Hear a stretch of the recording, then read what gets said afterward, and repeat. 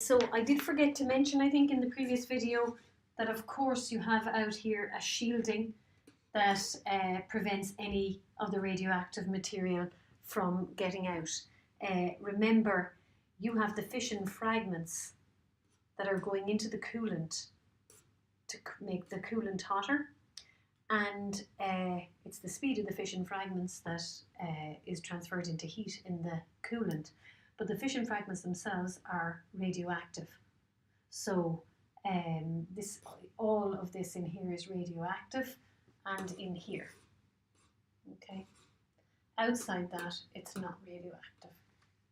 But there are radioactive elements in here, so they cannot get out. So this is a thick, probably a lead shielding to protect the outside from the radioactive materials.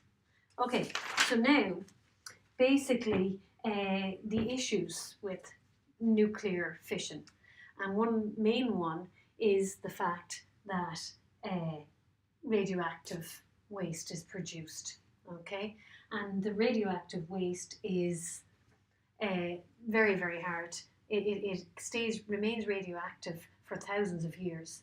So the waste needs to be stored in concrete, often at sea, and that could pose problems for future generations, okay? In the actual mining of uranium, that also creates dangers for the environment. Basically, the mining process releases radon gas, which is radioactive, and radon gas can cause lung cancer. Also, you will find radioactive materials in the area around the mine when you're mining for uranium-235. So basically, there's radioactive materials around and about the mine. Leakage of radioactive materials from the reactor is another issue. It can if you get leakage out or an explosion, that can create cracks and allow the radioactive material to leak, and that again will have impacts over thousands of years. Chernobyl in 1986 is an example of an accident, and again I think it's well worth reading up on that. I don't have time on these videos to talk about it too much, and you guys can go look them up on the internet. Okay, Fukushima is another one that you can look up as well. Okay, so there's the leakage. You also have the fuel rods.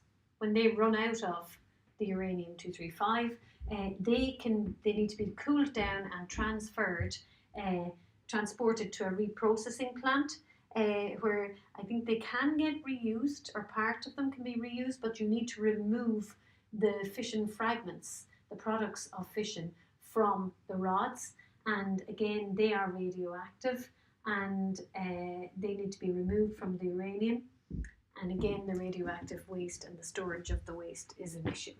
Okay, so basically all of these things are problems with nuclear fission, and as a result of that there is another form of nuclear reaction that can cause the release of energy, and that is nuclear fusion, and that is what we are going to discuss next. Nuclear fusion as an alternative to nuclear fission. It isn't quite there yet, but it should be there in the next 10 to 20 years.